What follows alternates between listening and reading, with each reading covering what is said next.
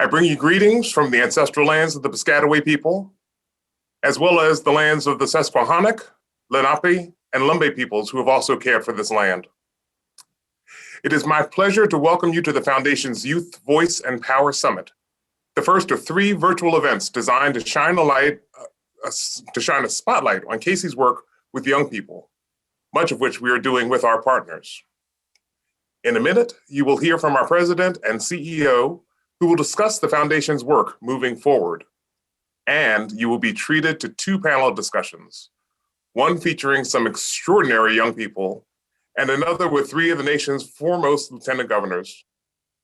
While we will not be able to take questions from the audience during the discussions, I invite all of you to post your thoughts, your questions, and your comments in the chat box throughout this event. We assure you that we will read all of them. With that, and with pride and pleasure, I am proud to introduce our dynamic leader, our president and CEO, Lisa Hamilton. About a century ago, a 19-year-old named Jim Casey started a messenger business that became delivery giant UPS. I think that's amazing that a teenager started a business that the world has come to rely upon. By all accounts, the odds were stacked against Jim. His father died when he was young, he grew up poor, and he left school at just 11 years old to go to work to earn money for his family. Jim knew that his journey as a successful entrepreneur was not everybody's story. So he started the Annie E. Casey Foundation to give other young people the opportunities that he never had growing up. Jim's commitment to opening the doors of opportunity to young people is why the Casey Foundation has spent the last 7 decades working to create a brighter future for children, families, and communities. But our work isn't done yet, and so I'm excited to share our plans for our work over the next decade. 2 years ago, I had the honor and responsibility of taking the helm of this wonderful organization.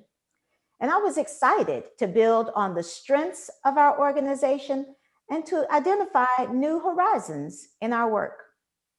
As we looked across the landscape of our investments, it became clear that we were increasingly investing in programs and work to support older youth. So we took some time to understand the challenges and opportunities for this age group. We started with the research, which told us that adolescence, which runs from roughly the ages of 14 to 25, is a critical developmental period that shapes the trajectory of young people's lives. Like early childhood, adolescence is a period when young minds are ready to learn, adapt, and respond to their environment. It's a time when young people are figuring out who they are and who they want to be. It's a time when they build important skills like learning to make important decisions and accepting responsibility. It's also a time when they can heal from adverse experiences they may have experienced when they were young. After looking at the research, we looked at the data, and it told us that there were millions of adolescents who were struggling on the path to adulthood due to issues like poverty, homelessness, involvement in the child welfare or juvenile justice systems, and young parenthood. We also saw pervasive racial disparities, which are the result of discrimination and bias that can thwart the success of youth of color, who are now nearly half of today's young people. In addition to considering the research and data, we listened to the young people we have the privilege of working with. They shared their bold dreams and goals and made it clear that their problems do not define their potential. They've inspired us as they've demonstrated the kind of leaders they can be when given the opportunity. And they have their own ideas and solutions to overcome some of the challenges they may have faced.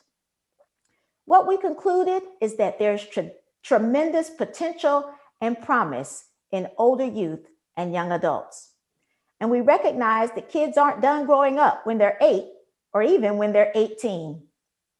they still need the right developmental opportunities to make it to adulthood. And we should do all that we can to support them and help remove any obstacles they may face along the way.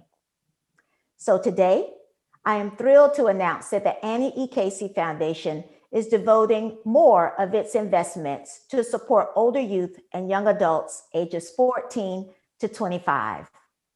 For the next decade, at least half of our investments are going to strategies that improve their well-being and increase their odds for success.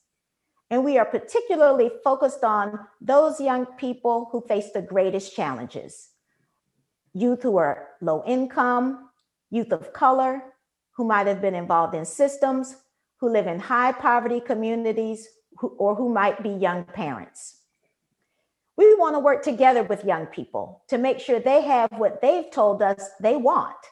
And that's the adult connections, communities, employment, and educational opportunities so that they are able to thrive by the age of 25. And so that's what we're calling this effort, Thrive by 25.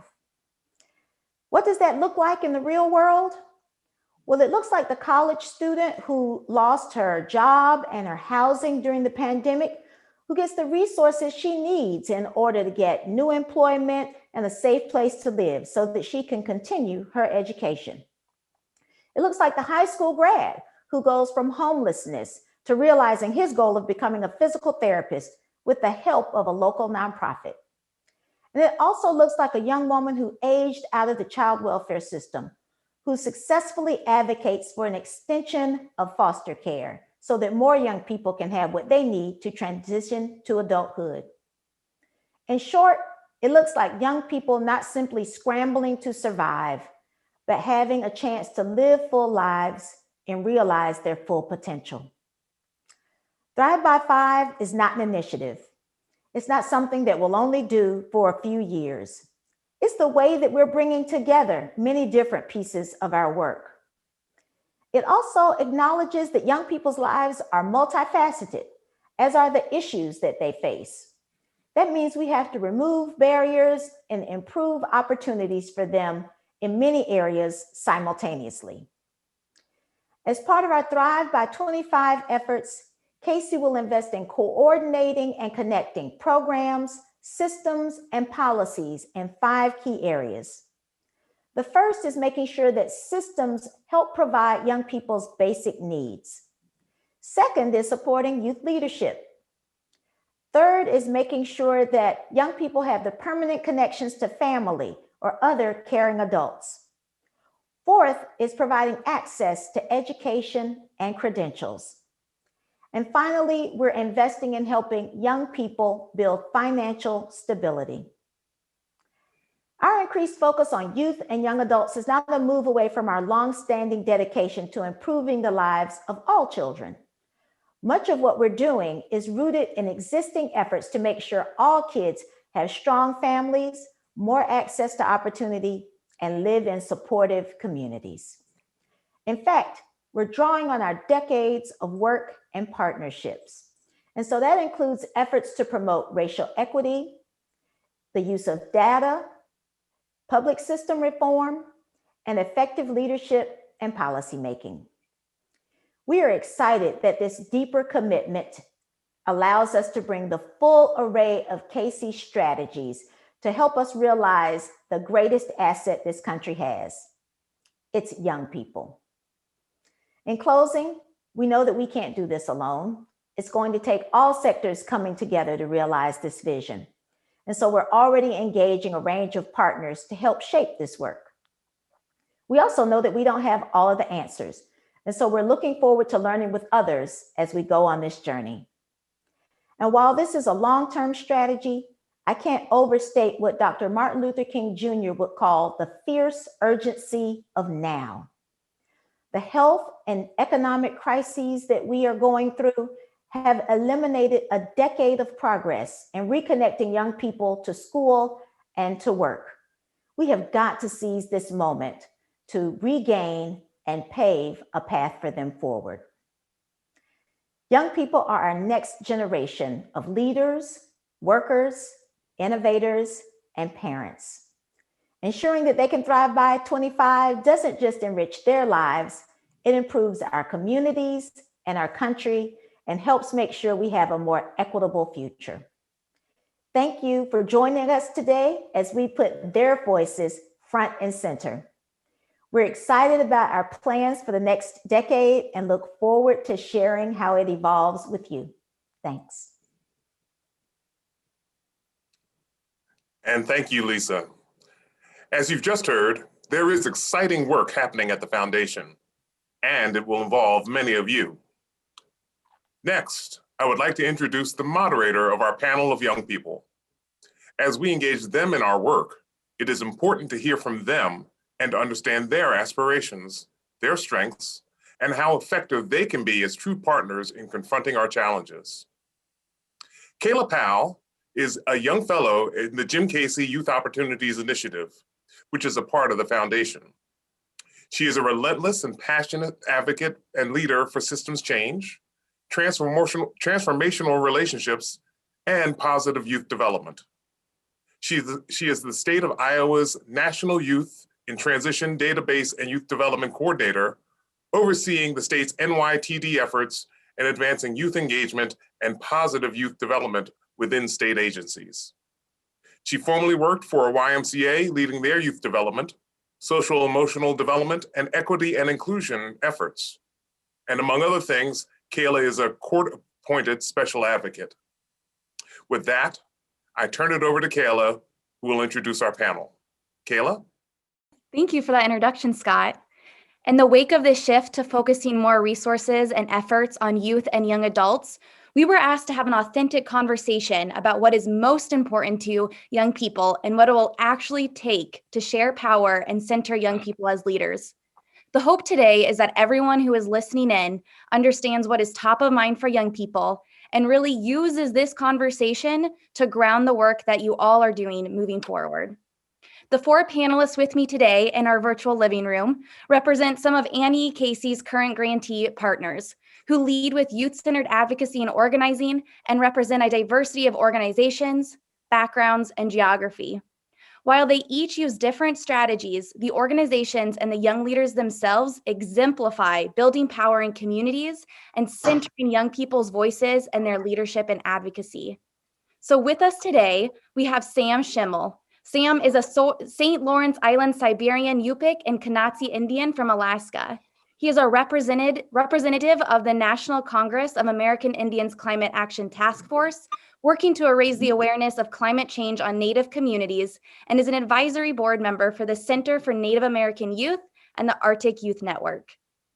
We also have Perla Ortiz, a Young Invincibles young advocate who is part of their Texas Youth Advisory Board. She is also a senior at St. Edward's University in Austin as a college assistance migrant program scholar. She advocates for issues affecting young adults, such as economic opportunities and healthcare. We also have Jamal Jones, the co-director of the Baltimore Algebra Project, which provides educational tutoring and advocacy for cultural competence and equity in education. And we also have Selene Santiago-Lopez, a first-generation Atomi woman and organizer who envisions a future where children are able to imagine themselves as innovative engineers, savvy entrepreneurs, and more. She has participated in 3 electoral campaigns across North Carolina and Georgia, and currently organizes with Mahinte and is based in North Carolina. So without further ado, we're gonna get to our panel. All right, guys, so it's clear that all of you are leaders in your work. All of you are doing the work. All of you are successfully organizing. So can you share with us what is one of the most pressing things you're currently working on? And Sam, can we start with you? Of course. Hello, everybody. Thank you for joining us today. That's an important question that I always think about. And really, the most pressing issue that I'm working on right now is trying to make sure that youth are connected to their culture and their communities. I've grown up in Alaska, in the Bering Sea, where our traditions and our culture are the only things that have allowed us to survive for thousands and thousands of years. And right now, what we're seeing is that hunting and fishing is becoming harder. Our traditions and our ways of knowing are being eroded by climate change. Our traditional practices, we can no longer do some of them. Some of them are no longer safe. Our ice comes in too late. There's winter storms that damage our village. And what's happening is that youth are becoming disconnected from our cultural identity. And what that means is not only that fewer and fewer kids are speaking our language, but it means that more and more kids are getting involved with drugs. More and more kids are falling prey to suicidal ideation. We have in our native communities traditional expectations of excellence that push us to succeed. It's our aunties and our uncles and our grandmas and our grandpas that are always next to us saying, do this, do that, do better. This is how we do things in our culture. And when that goes away, you see other things take that place. You see kids with too much time on their hands. You see alcoholism. You see drug abuse. You see things coming in. And so right now I'm working on a project to connect elders that want to teach with youth that want to learn, to make it so that we can do knowledge assessments in our communities and then deficit assessments among our youth. So that way, if somebody doesn't have an uncle that knows how to hunt or an auntie that knows how to sew skin, they can find somebody else who's willing to teach them, who's willing to pass down those traditions and pass down that knowledge. And so I think that is really the most important thing that I'm working on right now. Thanks, Sam, and thanks for really painting the picture of what connections to adults mean and why it's so important. Perla, what's one of the most pressing things you're working on right now? Hello, Kayla, and thank you very much to Ann Casey for providing the platform for us to speak today. One of the most pressing matters that I have been working on lately has been the push for higher education for both middle school and high school students. It is a community effort in the sense that it doesn't just involve the student. It is change and significance for the whole family, for the whole community itself was receiving, the benefits of this person's education. I think it has been difficult in the sense that there are people who still don't know a lot about the college application process or even how to get involved in their students' education. Being from a low income minority community, first generation, this access to information is next to none. Of course, there has to be some communication from the school district to the families, but it is not always present. And it is worrisome because that impacts the advancement of the students. And as time is going by, it feels like the progress that is being made is minimal, which is why I decided to put my energy into these efforts. Thanks, Perla. I want to underline that access to information point because I think when we talk about sharing power with young people, that's like a non-negotiable of power sharing, is that access to information, including translation. So I'm just wondering, like from your perspective, what can we do about that? What can folks listening do to improve that access for information? Absolutely. Very much so, that access to information, right? Translation, you mentioned something that a lot of people who are trying to make a change ignore, but we can no longer do that.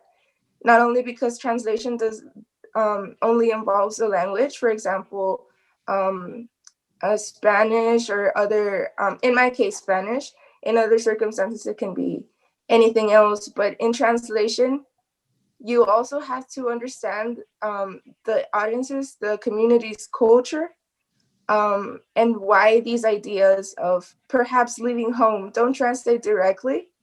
As a Mexican, woman, it was frowned upon that I left my home and my mother's side to pursue a college education 800 miles away. And that is the case for many of these students who are trying to make a life for themselves and pursue their education, but are held back by things such as these.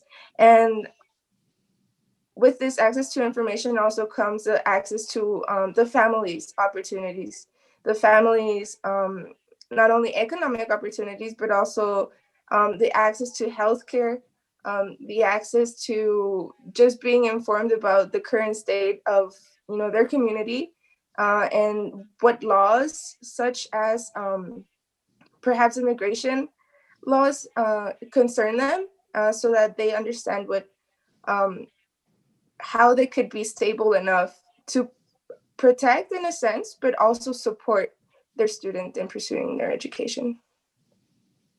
Awesome. Thanks for breaking that down for us, Perla. Selene, what are you guys working on? Thank you. And I see a lot of similarities with what Sam and Perla have mentioned with the lack of information, the lack of resources, and things like that. And so for me over here in North Carolina, I've actually had the opportunity again to work in 3 electoral campaigns in less than a year throughout a pandemic. And with that, it's really shown me a different perspective of what it is to work in electoral campaigns, how it is to strategize in the South, and what voter suppression is. It's a huge issue, especially for a community that's always, scooted under the rug in a political spectrum. The Latina community is never really mentioned when it comes to these elections, electoral campaigning. There aren't many organizations that go out of their way to use their resources for the Latina community, to provide them that information, to educate them and things like that. And so for me, my main passion in doing this work is to, mobilize the youth, get them engaged, host spaces where they're able to learn more about how does this candidate or how does this policy affect the community that you live in? Why is it so important to get involved in North Carolina politics and understand that we have to, change how we feel about the state. We have to make it our home because, our parents are here now. Some of us are first generation, some of us are immigrants. Who knows what background we come from, what journey we have gone through, but now we're located in this area. And instead of, having to continue to feel afraid, to feel, that this isn't a place that's for you, it should be the other way around. And that's a way that I can find is through getting involved politically, civic engagement and things like that. And so that's really what I'm out here doing in North Carolina.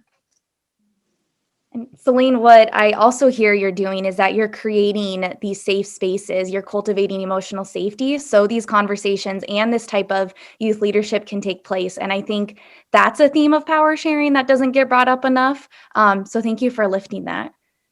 Jamal, what are you guys up to? You would bring me up after everyone. Hello, everyone.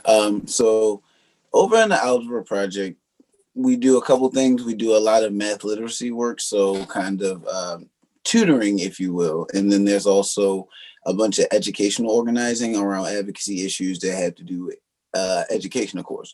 And so really the most pressing thing for us has been this conversation around educational equity, primarily because the students that we work with which is a citywide space, but the students we work with, a lot of the conversation is about what does the world look like when they become of age, and particularly what does that look like in a world absent ancestors or absent some of the elders. And so a lot of that work in terms of the education space has been one, helping facilitate some young people to look at policies like discipline and figuring out, do we need SROs or school police, and navigating and helping them figure out campaigns and maneuver through that, or even identifying, Maryland has a bill that was recently vetoed that's back in session now called the Kerwin Commission, and is essentially a $4 billion investment into education.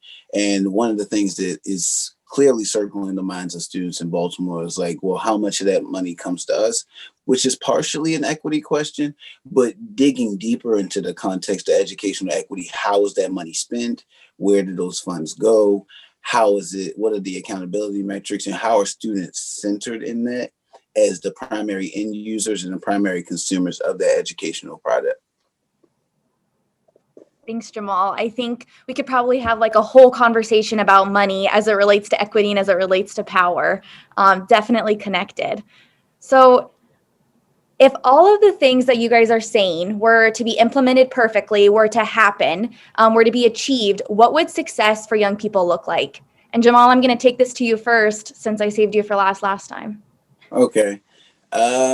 I guess I'll start with the painful part first, I guess, because a lot of times when we think about change, we think about the final product, we think about the folks who are satisfied with that, but we don't think about the process. And the process is really where the work is. It's not in the visioning and it's not in the like living in the end. It's the work in the middle. And that process is painful. Some people won't have to lose some stuff. Some people had to get really uncomfortable.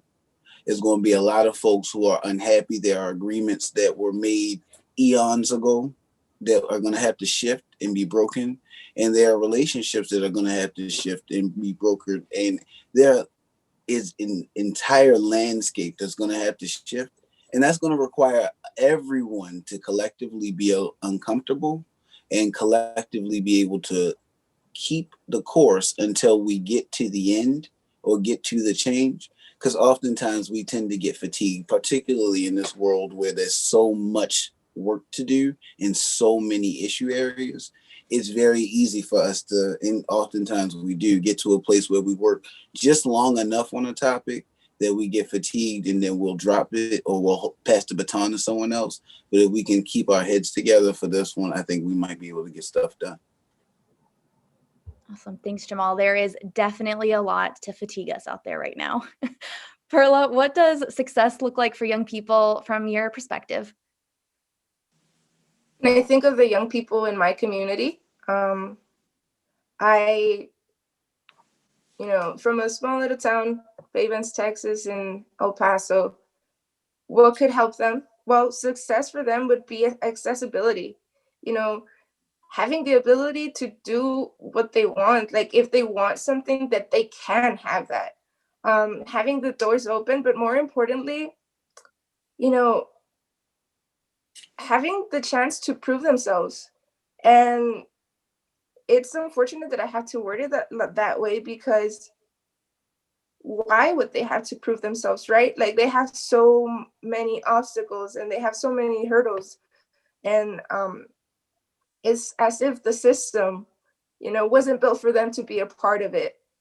And that's where we are trying to level the field, where equity comes in, and where we have to ask ourselves why are the things that that prevent these people from being successful are, in order for us to understand what we can do, and for them to understand why they can keep going, why they should keep going, why there is a space after all for them, as higher education graduates, because that's how I see them. Amazing. Thanks, Perla. Sam, what does success look like for young people? I think hope. You heard about the hard process of getting somewhere where there's change, or being able to have young people sit in those positions of higher education. And what that really requires is hope. I've been in communities where there isn't much hope, where part of the village or part of the community is being swept into the ocean or taken out by the river that's nearby, where kids are told in school by teachers that they don't have a future, that they should just drop out. And what that does is it erodes the confidence of our traditions and our culture. It erodes our ability to conquer anything and conquer everything. And so I think what success looks like for young people is hope. That ability to say that I can hold a position wherever I want to be. I can go to college. If I don't want to go to college, I don't have to. I can go and be a subsistence hunter, a fisherman. I can do whatever I want to do. I remember I talked to you guys earlier about this in the one of the prep sessions for this video call, And I had gone to I'd been invited to one of Casey's planning sessions around something called the Environments of Belonging Project, which looked at tracking young Black men and young Native men as a metric for if they're doing well, the rest of the community is doing better. And we sat in a room for 3 days, and there was a whole bunch of scientists and people with a lot of letters in front of and after their names, and came up with questions to ask youth ages 10 to 18 and 6 to 10 as well about how well they were doing. And there were questions like, how often are there 2 people at home in your house where reading is taking place? Something like that. And I remember looking down at the list of questions that I had written, and on it were things like, is there fruit in your home? Is your refrigerator full? Do you have old people that tell you stories? And so I think hope isn't built always through a top-down integration of power. It's built from within our communities, where our communities are allowed to succeed. And so that's what I hope to see. And that's really what I think success looks like. That confidence in oneself. There's 2 things that I want to take a second to make sure that the audience is sitting with. The first you lifted up was this sense of belonging. And what we know about the adolescent brain is that the adolescent brain thrives off of a sense of belonging, and perhaps why school resource officers in schools is so detrimental to youth development, because they disrupt that sense of belonging for many youth within schools. So I'm just wondering, from your work and your perspective, how can a sense of belonging and a sense of hope be cultivated within communities? Well, I think that there's a lot of things that need to come together for somebody to feel at home. I can't speak to anybody else's communities other than my own. And what that looks like is, it looks like elders in our classroom. It looks like community harvesting. It looks like going out whaling, going out seal hunting, and sharing your catch. And we have a tradition in our communities, which is whenever a young person kills their first seal, first walrus, first bird, they take it around to our elders. You don't eat any of it. You go and you distribute it around your community. When we get a whale in our village, we go and have we go do something called atok, which is a big community dance. We tell directions in terms of stories. We have a common identity that's built around our heritage and our sense of place. And so I think in order to build that sense of belonging, you have to allow that into spaces of education. For a long time in Alaska, there was a large fight between the state and small communities because they were requiring Indigenous language teachers to have master's degrees and not allowing other community members into the schools to be teachers. And so figuring out ways through policy to allow community that is already present to be integrated into school systems ensures that there's a foundation for youth already put in place.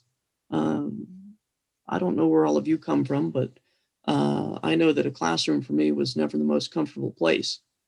But I know that a classroom with one of my aunties teaching us, or a school counselor who was one of our elders, was a lot more comfortable than one that didn't have that. And so figuring out ways to integrate existing community into education systems is critically important if you want to ensure that sense of belonging for young people. Thanks, Sam. The other thing you lifted up was the need to be partnering with communities and not for communities, which I think is the epitome of power sharing. That is what has to be happening. So thanks for lifting that up. Selene, do you have any thoughts? What does success for young people look like from your perspective? Yeah, as what everyone else mentioned, I think it's creating, as Sam mentioned, safer spaces, whether it be in the sector of education or other sectors, but creating spaces where youth feel safer, where they're able to, have someone that they can talk to, talk about their feelings, emotions, Because in this work that we're doing, in the spaces that people go into, whether it be at school, at your job, in your own home, there's a lot of emotional work that's being put out, and the youth taking on that role to take on that emotional work. There may be times where you will be reopening wounds, where you will be feeling uncomfortable, as Jamal had mentioned, where you will feel probably happy, blissful, so many different emotions. But again, that's emotional work. You're putting that in, it's being taken out on you. And so creating spaces where the youth are able to, release those emotions, release that stress, those energies, is really important, because we don't want the youth to continue to, continue keeping that on their back, continue carrying it wherever they go as a burden. In a sense, we don't want youth to feel that way. And so for me, success is creating safer spaces, creating like community, as Sam mentioned. It's really important. It's really vital.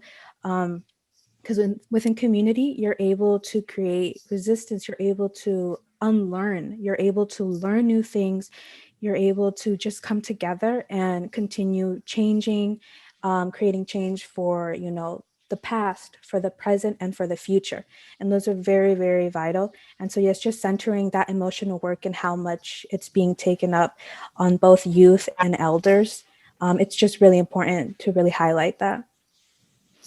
Selene, I also think it's really important because I feel like this idea of encouraging youth to talk about their emotions is something that's just talked about and not implemented enough. Like, I do a lot of work in my state with juvenile justice, and it's clear we are failing young people because we assume that they can just do this. We assume they know emotions. We assume they know how to talk about them. We assume that they know how to deal with them.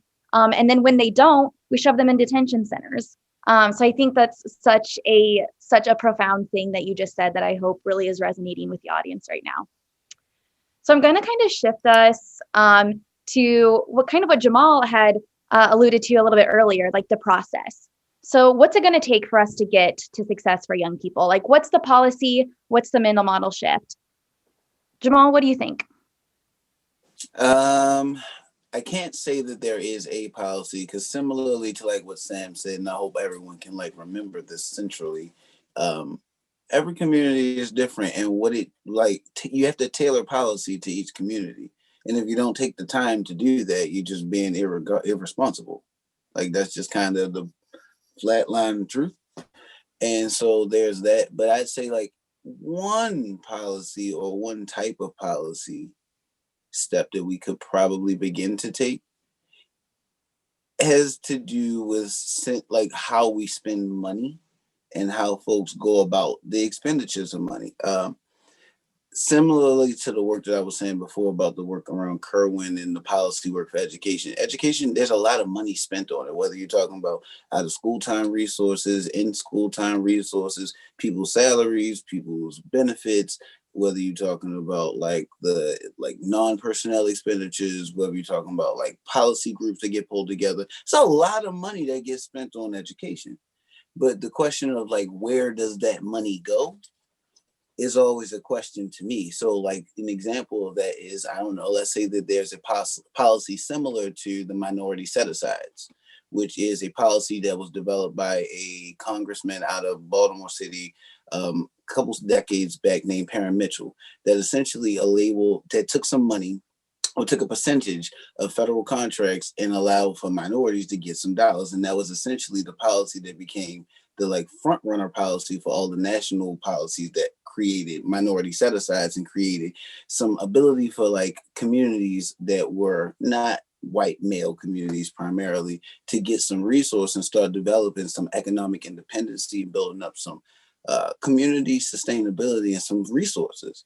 And so like, let's say that there's some policy shift to say, you know what, the money can't by law, by way of, if you do this, we're going to take it back, right? Like, let's set up the rules so that the money don't flow unless it go where it needs to equitably. And what I mean by that, just an example, a city like Baltimore City, where there are primarily, it's like 70% Black students in the city, there's no reason why most of the out of school time providers are white nonprofits.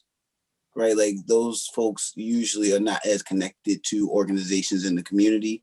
They aren't as connected directly to those who are serving and directly with folks. To what Sam is saying, there are a bunch of mom and pop organizations who may not be your traditional organization that's lifted up super duper high, but they have high impact. They know the community. They know that base. They can move folks to get anything done. And quite frankly, that's the like type of policy that, or like that's the type of situation that you need resource for.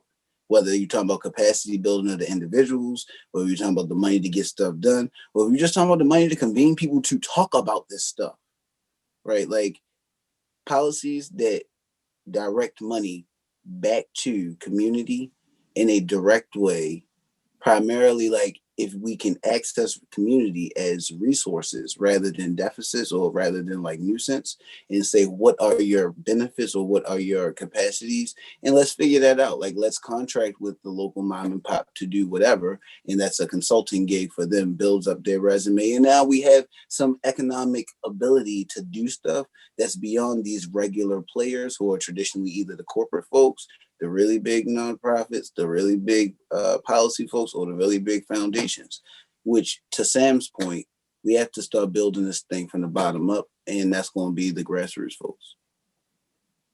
Something I appreciate about what you said, Jamal, is you lifted up where is this money going, but then you also lifted up who gets to decide where this money goes. And I think when we think about power sharing, like, shouldn't that be the people who are receiving those services?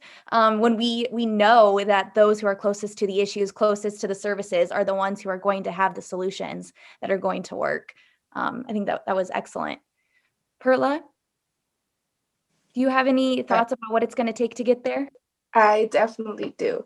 To highlight some of the things that Jamal was saying, I think two stood out.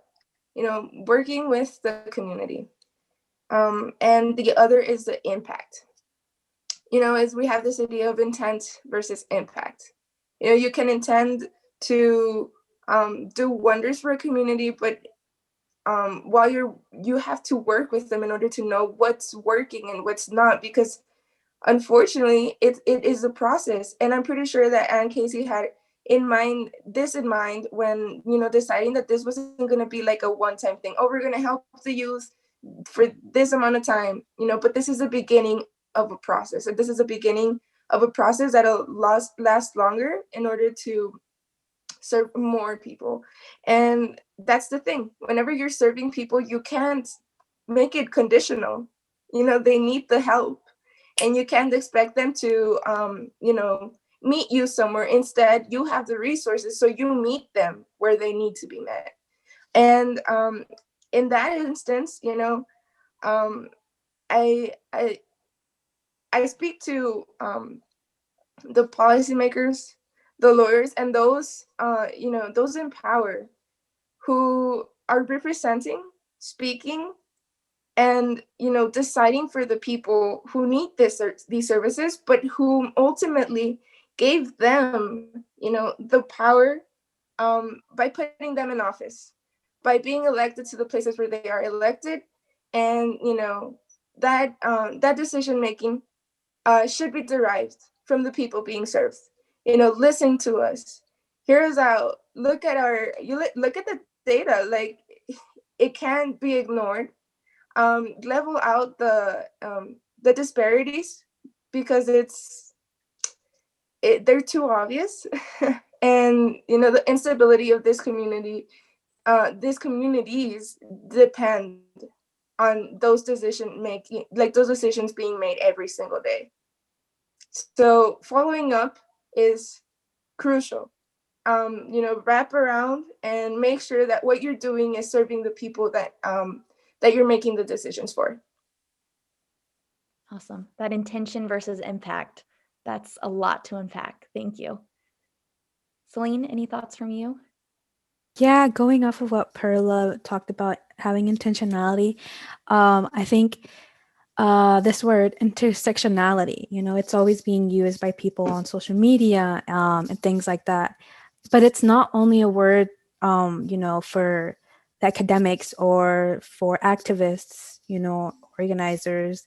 it's not just a word for that. It should be, it should start to be implemented within, our government officials, within candidates, within people who are going out, their way to run for this position or whatnot.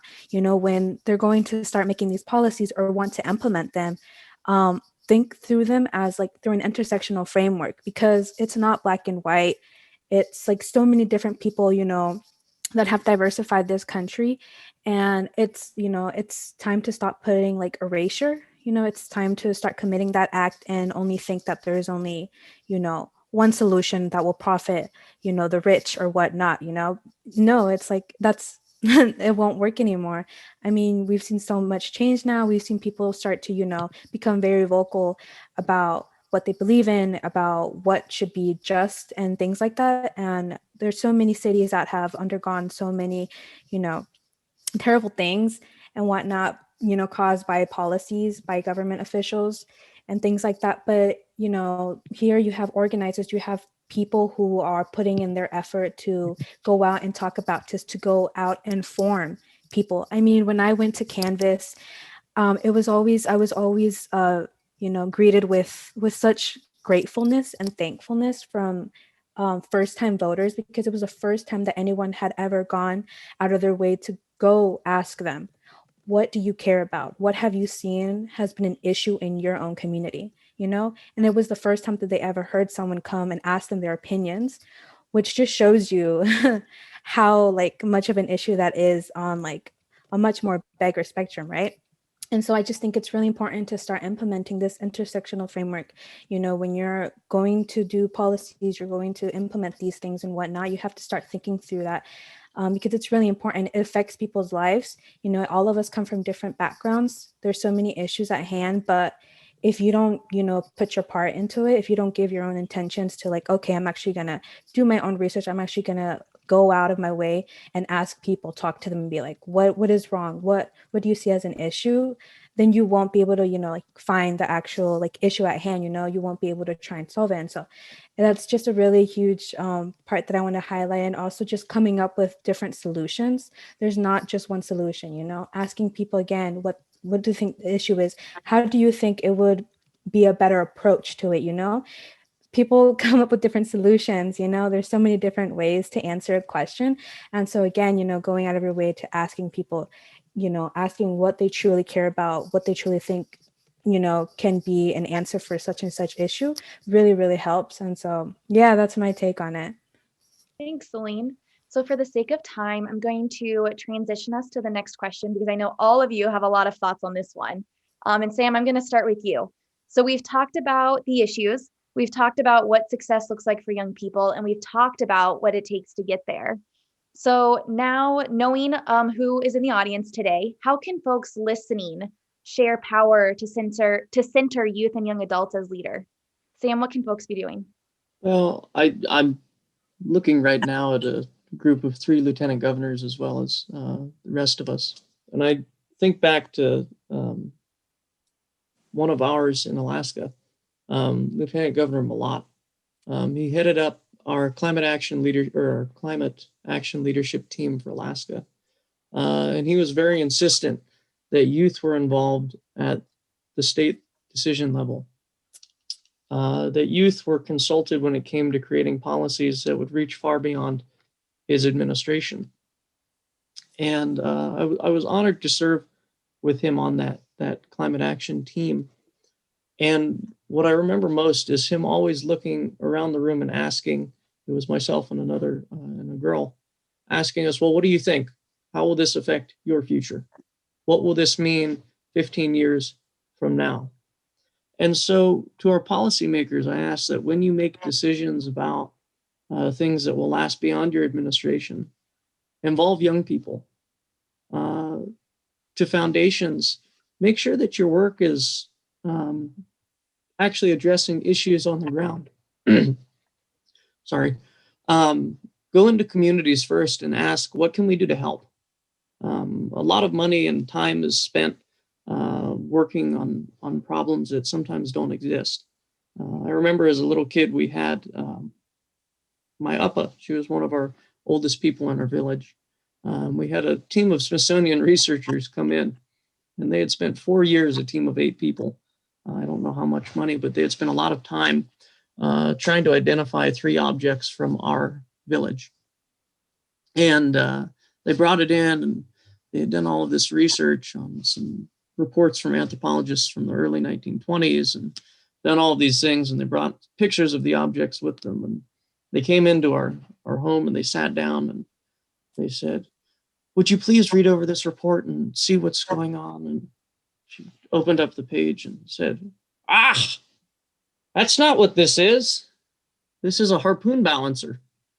This isn't I forget what they had identified it as. But in 30 seconds, a problem that took 4 years to solve was solved." And so if you ask first and then figure out a community approach to addressing issues, you'll save a lot of time and your impact's going to be a lot greater. So those are the 2 things that I ask. Involve youth, and then just simply ask, how can we help?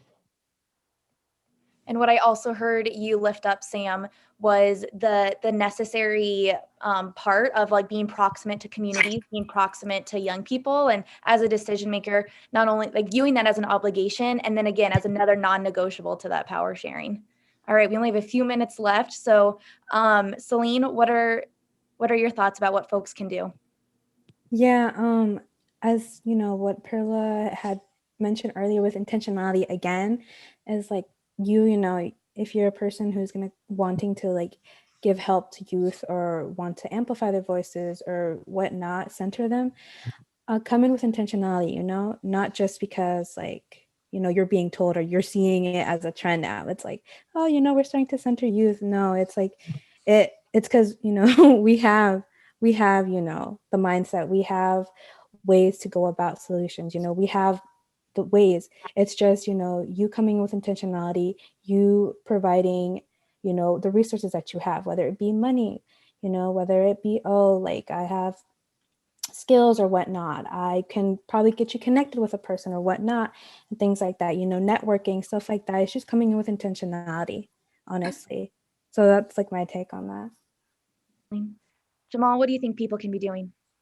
Oh, see, I made a list, but I know we short on time, so I'm gonna go quick. Watch this. All right, so first off, resource grassroots organizations, usually they got strategies and abilities and quite frankly, capacities that already know how to answer the questions. Support non-traditional strategies. Stop being comfortable, because if it's traditional, it's comfortable. Change your proximity. Who you around is going to give you part of your perspective and your positioning. Connecting young people with elders, because that's going to provide them cultural frameworks similar to what everyone else is talking about. Find something really painful and do it, because that's probably your first step in equity. And the last thing is do what people say they need done or dip out, because being present is not always helpful. And in a lot of instances, being present and not listening is harmful. That was great, Jamal. Thank you for that. Perla, what about you? Real quick follow-up. I completely agree with everything that, you know, my fellow panelists have said. And just to emphasize, you know, work with those organizations, you know, grassroots, advocacy, all that stuff, such as Young Invincibles, has helped me, you know, has given me the platform. You know, I am the face of data. You know, I am that person that's being mentioned that, you know, has had a tough, you know, upbringing, and I'm one of many. I'm one of thousands. I'm one of millions. And just keep on listening to us. Give that platform to the youth, and you know, make sure that the orgs that benefit from these movements, you know, are truly our allies. Like Jamal said, like either you're here to help or you dip. And you know, that's really where the impact and the power sharing is going to come in. Perla, and I think it gets to the point you can only be as great as your opportunities. So a quick round robin, guys, 10 seconds or less for each of you. What is your mic drop comment that you want to leave the audience with? Selene. Okay, mine would be together we heal, we unlearn, we learn, and we build resistance. Awesome. Sam. I think that it would be, we can work together to solve anything. Perla. again, we work together, we achieve, but also lean into change.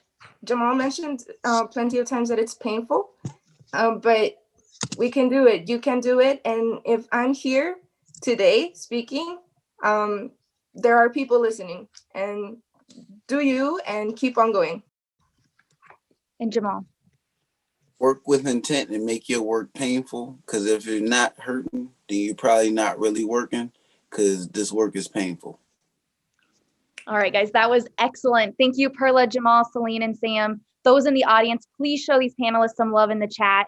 We heard from them that in order to share power and build youth power, we must be partnering with communities. We must be creating a sense of belonging. We must be building and maintaining trust with each other. Decision makers must be in proximity to young people, or better yet, make those young people the decision makers. And that we also know that from one of my favorite advocates, we know that power is not finite. And in order to do the hard work, you must make the hard decisions for the greater good. We hope each of you commits to making youth power more than a buzzword and an actual verb that you do in your daily work, underscoring daily. So with that, I'll pass it back to Scott. Kayla, thank you so much. And Sam, Jamal, Selene, Perla, thank you so much. As Perla said, you may be one person, but you're four of millions of people with voices that we need to hear and listen to. So thank you for sharing your thoughts and ideas with us. Not only were we hearing what you said, I think we were listening to what you were saying, and that includes the 3 lieutenant governors that we have with us today. And we're fortunate to have these lieutenant governors from Maryland, Minnesota, and New Mexico. Peggy Flanagan is Minnesota's 50th lieutenant governor. At the center of all of her work is advocating and making progress for children, working families, communities of color, and indigenous communities, and Minnesotans who have historically been underserved or underrepresented. Howie Morales of New Mexico has spent his life working to improve the lives of people in the community and his community and across the state. He has served in the state legislature on the Legislative Finance Committee for 11 years. He has fought to protect the most vulnerable communities and local schools, to build a fair economy that works for all, and to move New Mexico forward. Boyd Rutherford is Maryland's 9th lieutenant governor. He was elected in 2014 and then reelected again in 2018, the first Republican lieutenant governor to ever be reelected in the state of Maryland. He has served as Associate Administrator for the U.S. General Services Administration, as Assistant Secretary for Administration for the U.S. Department of Agriculture, and as Secretary of the Maryland Department of General Services. They will have this conversation moderated by Leslie Boissiere, Vice President for External Affairs here at the Annie Casey Foundation. Leslie. Great. Thank you so much, Scott. And what an amazing group of young leaders. I have to say, Lieutenant Governors, I think we've been set up here.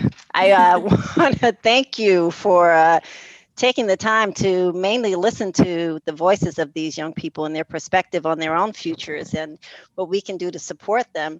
And why don't we just start out by hearing from each of you, based on the discussion, what resonates with you? What struck you about what you heard? And we'll start with our home state with Lieutenant Rutherford. Oh, well, thank you. Thank you for having me. And, thanks to the young folks who were talking. I think there were common themes with everything that they said. Local engagement, community-based approaches, that one size doesn't fit all, and being concerned about cultural differences. I mean, as you mentioned, right here in Maryland, our 2 largest counties surround the District of Columbia. They make up 2/3 of the border with the District of Columbia. And so often people think of national approaches to things and national approaches to challenges. And we know that those 2 counties that are outside of DC are very different from Baltimore City and Metro Baltimore. And let alone our wonderful Eastern Shore of Maryland and Western Maryland and other parts. And so community then, even within these neighborhoods, makes a big difference. And so that was striking. The information, getting information to people, the sense of hope that was mentioned. And myself, as a person who enjoys history, I think in terms of, and in traveling through the state, looking at the stories of people who've overcome adverse situations. We just were, giving a lecture with regard to some Marylanders. Price Smith here in Annapolis, who was a slave, but when he was granted his freedom, he acquired property, the property that is now Asbury Methodist Church, which sits right over here on Main Street. But it was, he had gone from slavery to developing a whole community within Annapolis. The same with James Webb on the Eastern Shore, who brought his family out of slavery. And was a home and a way station on the Underground Railroad. So there's hope in the face of adversity. I was struck by Perla's statement about intent versus impact. And it reminded me of a quote that I keep beside me from John Stuart Mills that talks about, intentions of the action tell you a lot about the morality of the individual, but the consequences of the act tell you about the morality of that act. So it's looking at not the intentions are good, but what is the impact of those intentions? And again, accountability that Jamal talked about. And that's something that, we've stressed with all the discussions about spending money in education and in other places. What is it doing? Where is it going? And how is it, affecting individuals, the impact particularly on K through 12 on those individuals that are in K through 12. Is it really reaching them in the right place? Is it being spent in a wise manner? And I particularly like the fact, and it's something that I've been fighting here, is the whole question, and I don't want to put down Annie E. Casey Foundation, but these large foundations that in some cases are doing community work when they're small community nonprofits that are not getting the support, and in some cases from the state, to do the work that they are closest to. So I come back to, the statements, and I know Selene is working on, local politics. Tip O'Neill said all politics is local. At the state and local level is where most things happen. That's where your education decisions are made. That's where your road decisions are made. The majority of law enforcement is done at the state and local level, particularly at the local level. And so it's very important to pay attention to those areas, get involved and engaged. And so I know I gave a lot, probably more time than I should have, but I was struck by, everyone's comments and the conversation. Thank you. Thank you so much. Lieutenant Governor Peggy Flanagan, why don't we give you an opportunity? Sure. Well, bonjour, everybody. Peggy Flanagan and Dishnakaz, Guabaga, Niganikag, Nandunjaba, Mangan and Dame. My name is Peggy Flanagan.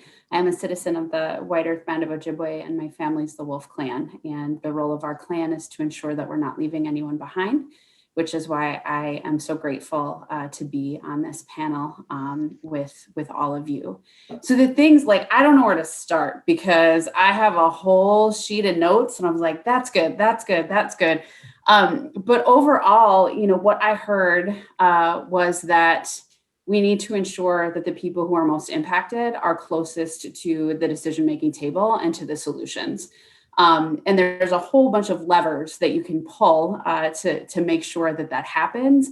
And that's what's so exciting about this conversation is that each of our youth are using and pulling a different lever to move their communities forward and to be seen and heard and valued and protected, frankly, by folks who are making decisions, whether it's investments in education, opportunities to make the choices that are best for you and your family as an individual. All those things I think are really powerful.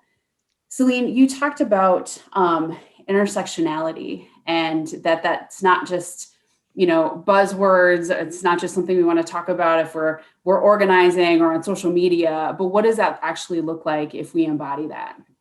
And so that really resonated with me. And I think in many ways, the work to ensure that people understand these systems and the impacts they have on their lives so they can then change them from the inside out is a powerful tool that each one of you talked about and acknowledging that it's painful. we have been heading in one direction for the last 500 years, and disrupting that system and changing it and turning it around will be painful. But it takes individuals like yourselves being in these places and spaces and ensuring that the full narrative of what is happening in the lives of young people is being shared. So that is what I took away. But I know that I'm going to be thinking about everything that you shared for quite some time.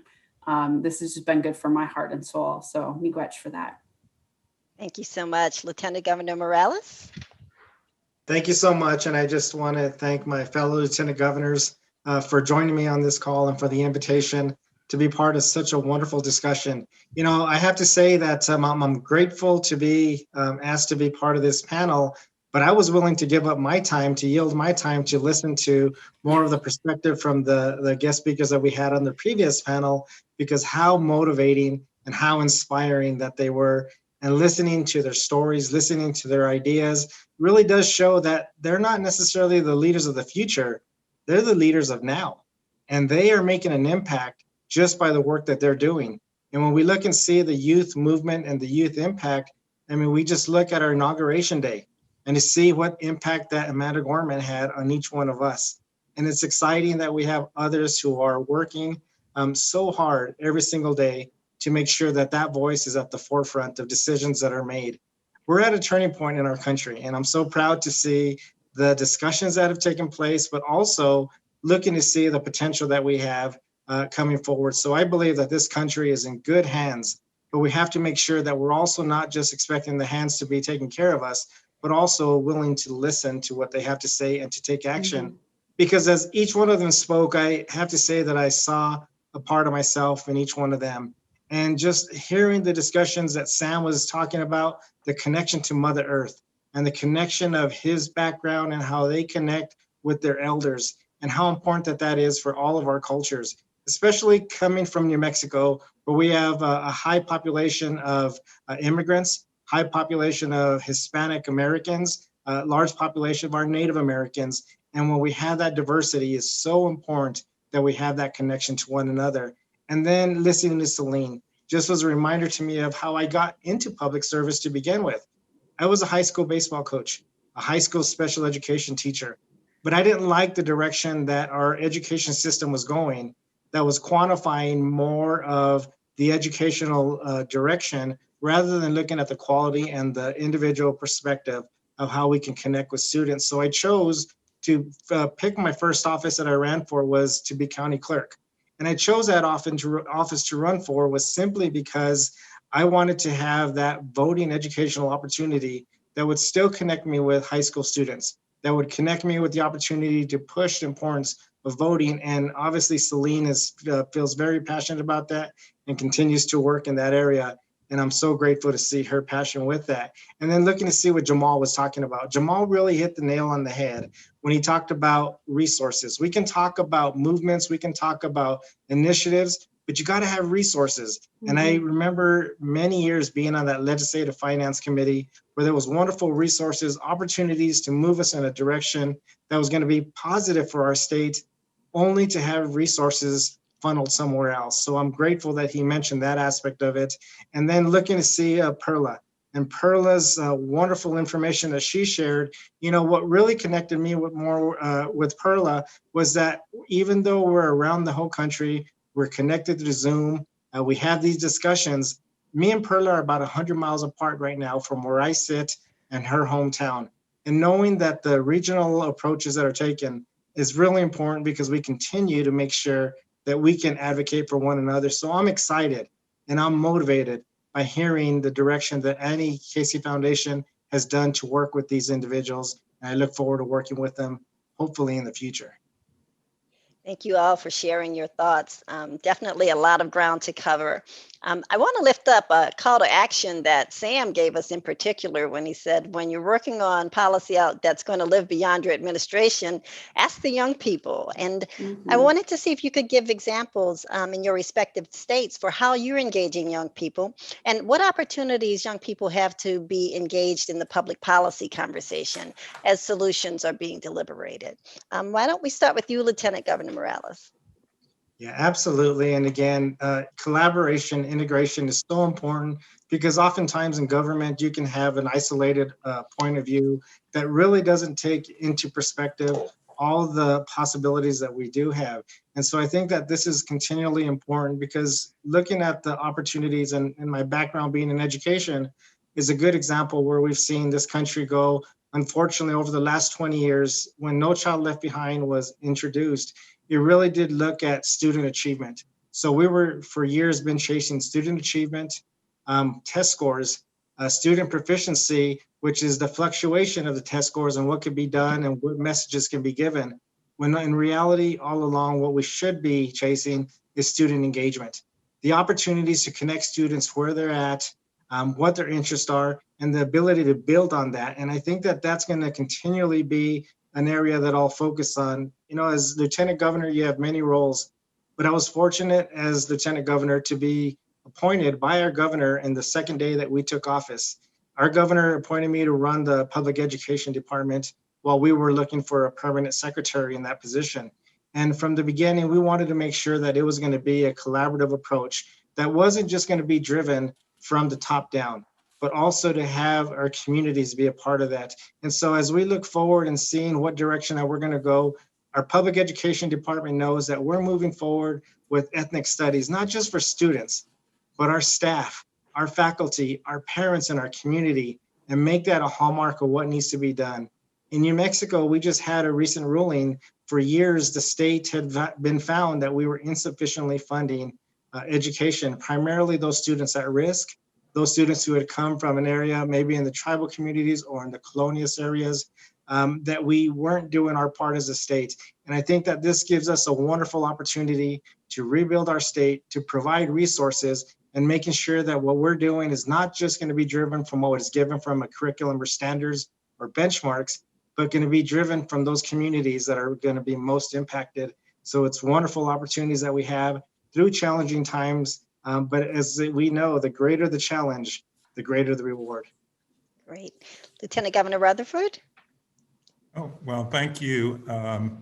You know, there are places where we're engaging. I'm going to be quite frank. I don't think we engage enough in terms of, you know, the many boards and commissions that we have, that there, you know, certain appointments that are made to these boards and commissions, and they're set up so that they require a certain background of some sort. And it kind of goes to what Sam was talking about in terms of the educational process and education.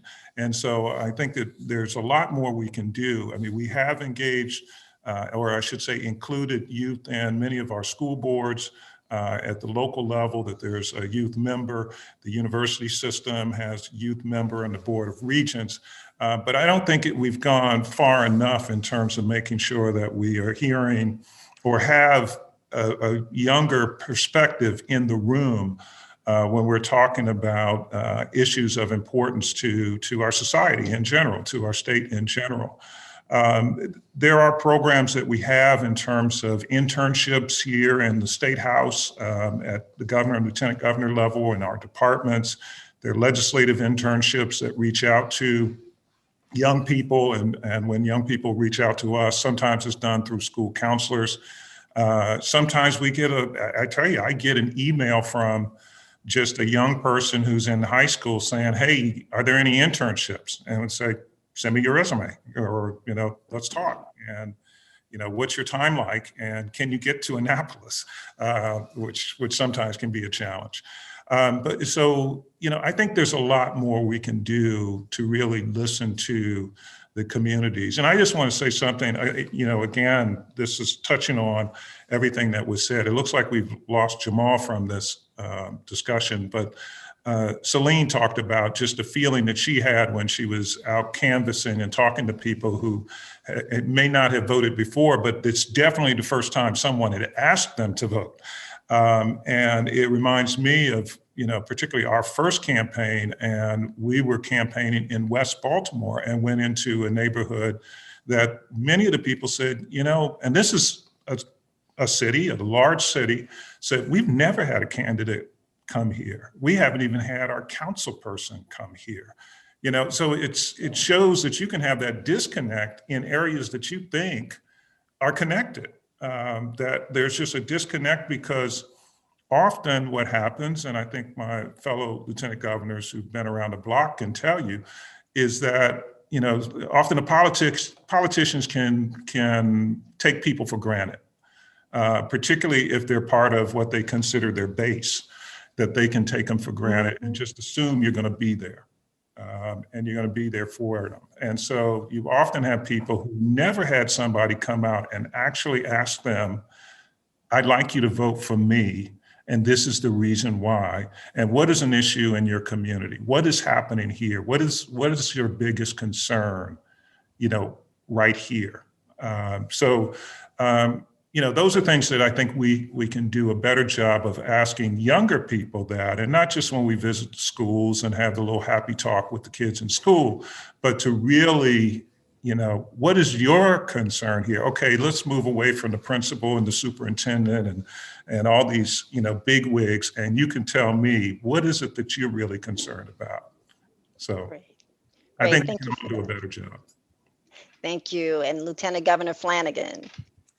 Sure. So we're working on some pretty exciting stuff here in Minnesota, and I'm eager to share it. As of last Friday, we kicked off our Young Women's Initiative, which is a partnership with the Women's Foundation of Minnesota and the Governor and Lieutenant Governor's office, where we've assembled a young women's cabinet of young women and girls from across the state of Minnesota, working on issues in the nonprofit sector, philanthropy, politics, and in the corporate world, knowing that the voices in particular of young women of color, Indigenous women, and women from greater Minnesota are completely missing from the conversation and dialogue. So there's an opportunity for mentorship as part of this. We've got folks who are part of our cabinet who are women and men in leadership across the state of Minnesota who are serving in this role and have made a commitment to lift up the voices and ensure that the perspectives of young women and girls are incorporated into the way that they're doing their work, including in our own office and the policies that we're moving and raising. We have a Minnesota Youth Council, which is made up of youth leaders from across the state. But I have to say, as someone who is an extrovert, the pandemic has been a little challenging because the best part of my job is just being in community and hearing directly from people and then watching that turn into electoral policy. But one of the things that we've been able to do, there's a law in the books, it's way outdated from 1939, that prevented high school students from being able to access unemployment insurance. And of course, we know that our young people, right, are also providing for their families. We are looking to change that law in this upcoming legislative session. And all of that work, all of that movement was done by young people who showed up, who told their personal stories, who worked with local foundations to help give them those resources to push and move and do this work, and nonprofits who just got out of the way and let young people share their stories and resource them to be able to do so. So that is an example, I just think, of what is possible when we do that. And when we think about what Sam talked about, connecting young people with aunties, right, or with uncles, or with people who can show them how to access these systems, be it hunting, be that, right, like navigating electoral politics, be that there's lots of opportunities for connect. And so I think, that's something that I'm really excited about, is being able to give these tangible examples, creating changes in the infrastructure itself. So after, as lieutenant governors, we're no longer in office, that infrastructure is still there, and it is harder to undo those changes that have been made. Great. Thank you so much. It's exciting to hear all the different ways that young people are engaged in policymaking. I'm curious, and Lieutenant Governor Flanagan, you started on this. I'd love to hear about specific policies that you're advancing in your respective states that will have a specific impact on the young people, such as those who are on the panel today. Let's start with Governor Morales. We'll keep you on the hot seat. Yeah, that's great. And I think that when I look back and see on the career and listening to the young people speak earlier, it's so important that we recognize what is needed for the basic needs. And so when we look at that, I'll give you an example. During my early years in the state Senate, in our communities in the colonias areas, which are about 150 miles from the border of Mexico, those communities, high poverty, needing many resources, whether it was broadband, whether it's wastewater, water systems. And so I put forward an initiative that would bring 10% of our severance tax bonds right off the top that would go to those local communities that were in much need of those funds. But there was no way that we could have the votes that would be put together to pass that through the legislature. But the beauty of it is the collaborative piece. So what we did is we combined our efforts, and instead of taking 10% for the colonias areas, we propose we do 5%, and then we do the other 5% to our tribal infrastructure needs that were out there. So we combined votes with the Native American representatives and the colonial representatives, and we got that through. So now you see much improvements that have taken place. But when we look at initiatives and going forward, and as I speak to you today, we are in legislative session, and debates that are taking place is largely surrounded about the impact of what COVID has done. And what COVID has done is really magnified a lot of those needs that we've known for a long time have been there, but we see right in front of our eyes the impact there. So when we look and see the connectivity issues and the huge need for broadband across the state to make sure that we give a level playing field for our businesses, for our economy, and our education system, that's initiatives that are being discussed again as we speak.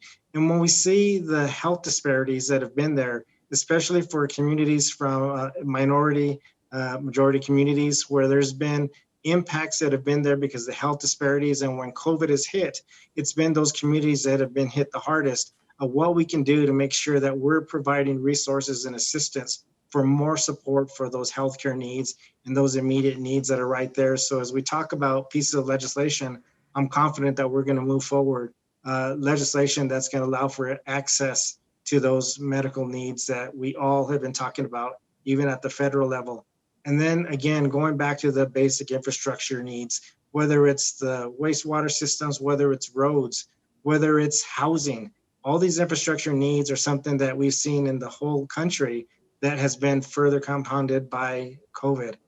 Having the opportunity to make sure not only are we providing assistance for housing and having the opportunity for people to become homeowners, but also looking to see some of the laws that are in place that for many years have prevented those minority communities from accessing and having opportunities to build on that, to build for the American dream. And I think that this is the opportunity that we're going to really move forward in New Mexico to make sure that we don't leave anybody behind, that we give every opportunity as possible.